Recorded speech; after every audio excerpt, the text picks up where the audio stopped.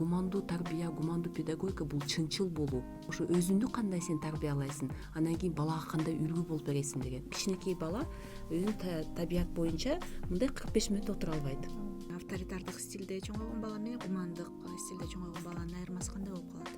Өзүн уга албаган, өзүнө ишенбеген, андан кийин дайыма буйруктарды күтүп турган адам болуп калышы мүмкүн.